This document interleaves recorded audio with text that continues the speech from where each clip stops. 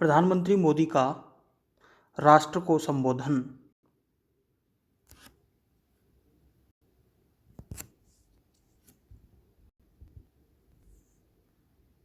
सभी देशवासियों को आदरपूर्वक नमस्कार।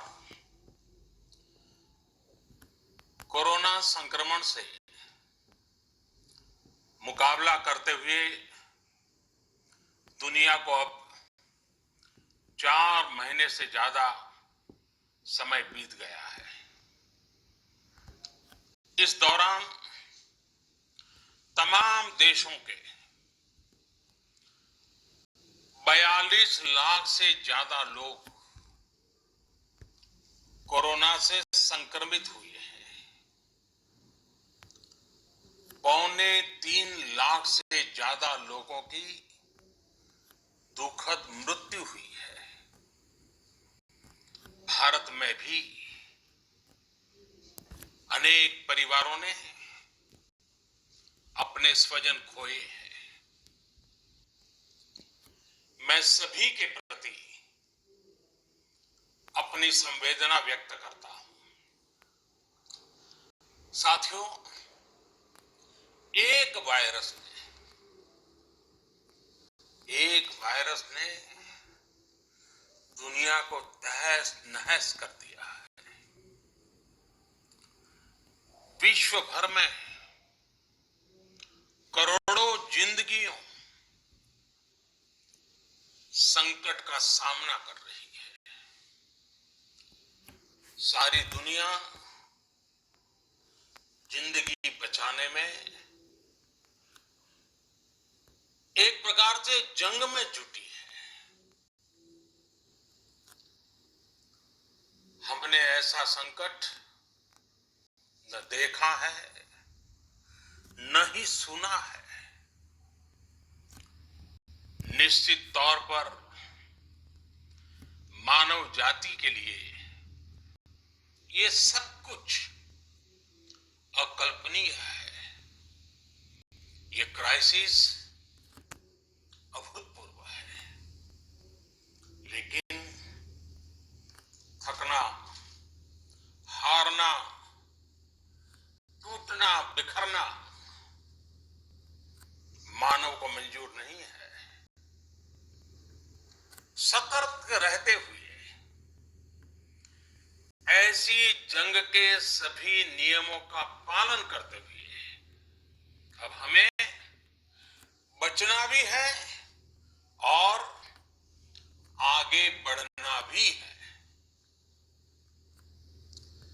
आज जब दुनिया संकट में है, तब हमें अपना संकल्प और मजबूत करना होगा। हमारा संकल्प इस संकट से भी विराट होगा। साथियों, हम पिछली शताब्दी से ही लगातार सुनते आए हैं कि 21वीं सदी हिंदुस्तान की है। हमें कोरोना से पहले की दुनिया को, वैश्विक व्यवस्थाओं को विस्तार से देखने समझने का मौका मिला है। कोरोना संकट के बाद भी दुनिया में जो स्थितियां बन रही हैं, उसे भी हम निरंतर देख रहे हैं। जब हम दोनों कालखंडों को भारत के नजरिए से देखते हैं, तो लगता है कि 21वीं सदी भारत की हो, ये हमारा सपना ही नहीं, ये हम सभी की जिम्मेदारी भी है। लेकिन इसका मार्ग क्या हो? विश्व की आज की स्थिति हमें सिखाती है कि इसका मार्ग एक ही है, आत्मनिर्भर भारत। हमारे यहां शास्त्रों में कहा गया है एषः पंथः, यानी यही रास्ता है आत्मनिर्भर भारत। साथियों, एक राष्ट्र के रूप में आज हम एक बहुत अहम मोड़ पर खड़े हैं। इतनी बड़ी आपदा भारत के लिए एक संकेत लेकर आई है, एक संदेश लेकर आई है, एक अवसर लेकर आई है। मैं एक उदाहरण के साथ अपनी बात बताने का प्रयास करता हूं। जब कोरोना संकट शुरू हुआ तब भारत में एक भी पीपीई किट नहीं बनती थी। N95 मास्क का भारत में नाम मात्र उत्पादन होता था। आज स्थिति ये है कि भारत में ही हर रोज 2 लाख पीपीई और 2 लाख N95 मास्क बनाए जा रहे हैं। ये हम इसलिए कर पाए क्योंकि भारत ने आपदा को अवसर में बदल दिया। आपदा को अवसर में बदलने की भारत की ये दृष्टि आत्मनिर्भर भारत के हमारे संकल्प के लिए उतनी ही प्रभावी सिद्ध होने वाली है। साथियों, आज विश्व में आत्मनिर्भर शब्द के मायने पूरी तरह बदल गए हैं। ग्लोबल वर्ल्ड में आत्मनिर्भरता की डेफिनेशन बदल रही है। अर्थ केंद्रित वैश्वीकरण बनाम मानव केंद्रित वैश्वीकरण की चर्चा आज जोरों पर है। विश्व के सामने भारत का मूलभूत चिंतन आशा की किरण नजर आता है। भारत की संस्कृति, भारत के संस्कार उस आत्मनिर्भरता की बात करते हैं जिसकी आत्मा वसुधैव कुटुंबकम है। विश्व एक परिवार। भारत जब आत्मनिर्भरता की बात करता है तो आत्म केंद्रित व्यवस्था की वकालत नहीं करता है। भारत की आत्मनिर्भरता में संसार के सुख, सहयोग और शांति की चिंता होती है। जो संस्कृति जय जगत में विश्वास रखती हो, जो जीव मात्र का कल्याण चाहती हो, जो पूरे विश्व को परिवार मानती हो, जो अपनी आस्था में माता भूमि ही पुत्रो अहम पृथ्वी इसकी सोच रखती हो, जो पृथ्वी को मां मानती हो, वो संस्कृति, वो भारत भूमि जब आत्मनिर्भर बनती है तब उससे एक सुखी समृद्ध विश्व की संभावना भी सुनिश्चित होती है। भारत की प्रगति में तो हमेशा विश्व की प्रगति समाहित रही है। भारत के लक्ष्यों का प्रभाव, भारत के कार्यों का प्रभाव विश्व कल्याण पर पड़ता ही है। जब भारत खुले में शौच से मुक्त होता है तो दुनिया दुनिया की तस्वीर भी बदलती है। टीबी हो, कुपोषण हो, पोलियो हो, भारत के अभियानों का असर दुनिया पर पड़ता ही है। International solar alliance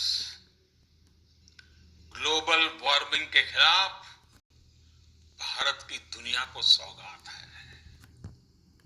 international yoga दिवस की पहल मानव जीवन को तनाव से मुक्ति दिलाने के लिए भारत का उपहार है। जिंदगी और मौत की लड़ाई लड़ रही दुनिया में आज भारत की दवाइयां एक नई आशा लेकर पहुंचती है। इन कदमों से दुनिया भर में भारत की भूरी भूरी प्रशंसा होती है। तो स्वाभाविक है, हर भारतीय गर्व करता है। दुनिया को विश्वास होने लगा है कि भारत बहुत अच्छा कर सकता है, मानव जाति के कल्याण के लिए बहुत कुछ अच्छा दे सकता है। सवाल यह है कि आखिर कैसे? इस सवाल का भी उत्तर है 130 करोड़ देशवासियों का आत्मनिर्भर भारत का संकल्प। साथियों, हमारा सदियों का गौरवपूर्ण इतिहास रहा है। भारत जब समृद्ध था, सोने की चिड़िया कहा जाता था, संपन्न था, तब सदा विश्व के कल्याण की राह पर ही चला। वक्त बदल गया, देश गुलामी की जंजीरों में जकड़ गया। हम विकास के लिए तरसते रहे। आज फिर भारत विकास की ओर सफलतापूर्वक कदम बढ़ा रहा है। तब भी विश्व कल्याण की राह पर अटल है। याद करिए, इस शताब्दी की शुरुआत के समय Y2K संकट आया था। भारत के टेक्नोलॉजी एक्सपर्ट्स ने दुनिया को उस संकट से निकाला था। आज हमारे पास साधन है, हमारे पास सामर्थ्य है, हमारे पास दुनिया की सबसे बेहतरीन टैलेंट है। हम बेस्ट प्रोडक्ट्स बनाएंगे, अपनी क्वालिटी और बेहतर करेंगे, सप्लाई चेन को और आधुनिक बनाएंगे। ये हम कर सकते हैं और हम जरूर करेंगे। साथियों, मैंने अपनी आंखों के सामने कच्छ भूकंप के वो दिन देखे हैं। हर तरफ सिर्फ मलबा ही मलबा, सब कुछ ध्वस्त हो गया था। ऐसा लगता था मानो कच्छ मौत की चादर ओढ़कर सो गया हो। उस परिस्थिति में कोई सोच भी नहीं सकता था कि कभी हालत बदल पाएंगे। लेकिन देखते ही देखते कच्छ उठ खड़ा हुआ, कच्छ चल पड़ा, कच्छ बढ़ चला। यही हम भारतीयों की संकल्प शक्ति है। हम ठान लें तो कोई लक्ष्य असंभव नहीं, कोई राह मुश्किल नहीं।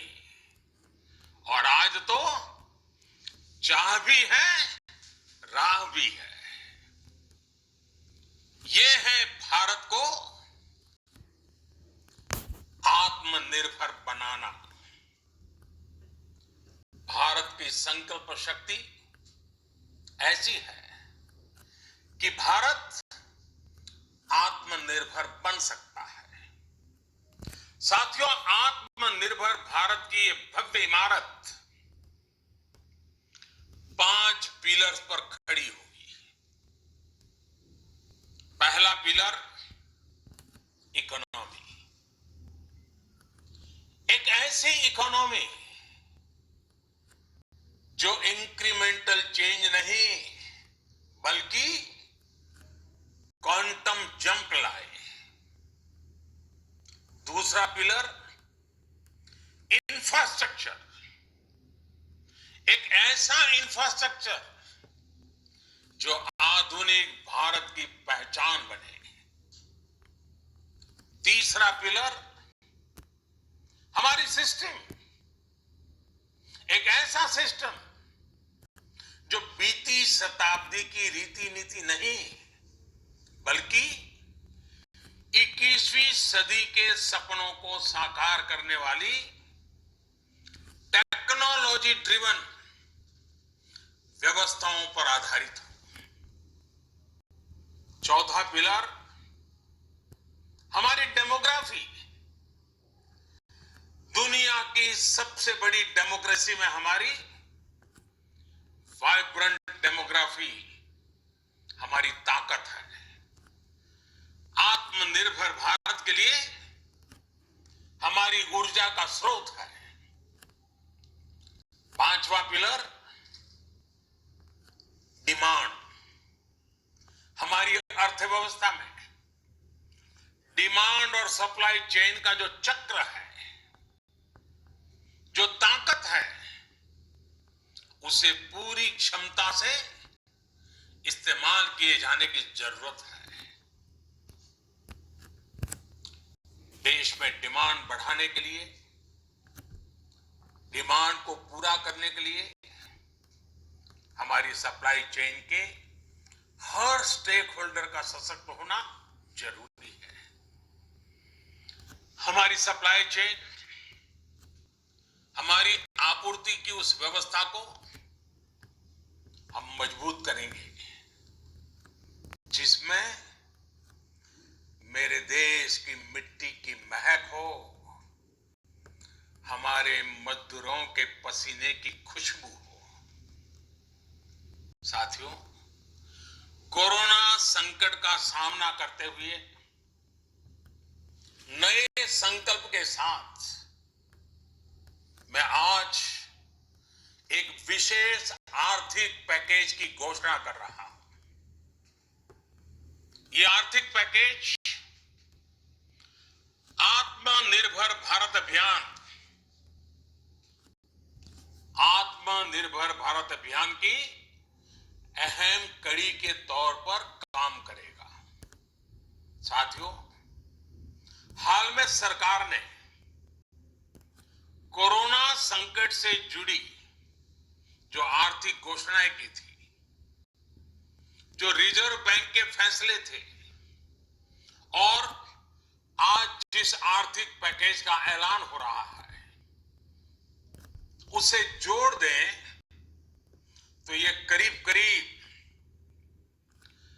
20 लाख करोड़ रुपए का है।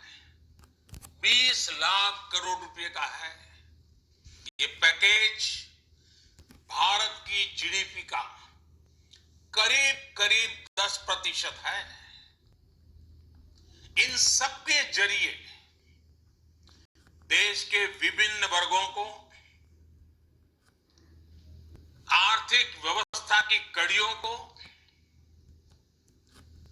20 लाख करोड़ रुपए का संबल मिलेगा, सपोर्ट मिलेगा। 20 लाख करोड़ रुपए का एक पैकेज 2020 में देश की विकास यात्रा को 20 लाख 2020 में आत्मनिर्भर भारत अभियान को एक नई गति देगा। आत्मनिर्भर भारत के संकल्प को सिद्ध करने के लिए इस पैकेज में लैंड, लेबर, लिक्विडिटी और लॉस सभी पर बल दिया गया है।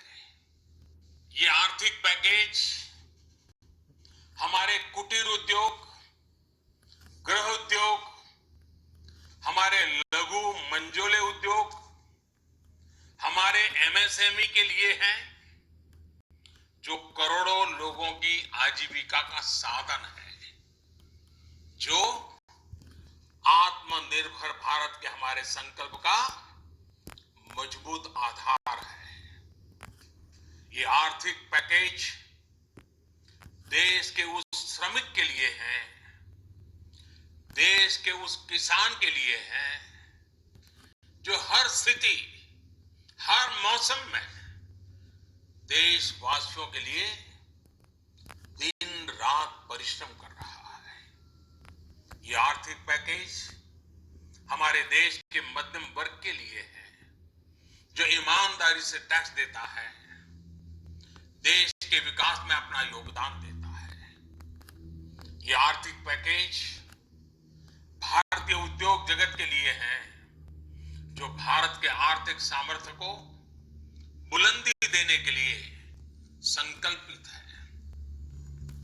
कल से शुरू करके आने वाले कुछ दिनों तक वित्त मंत्री जी द्वारा आपको आत्मनिर्भर भारत अभियान से प्रेरित इस आर्थिक पैकेज की विस्तार से जानकारी दी जाएगी।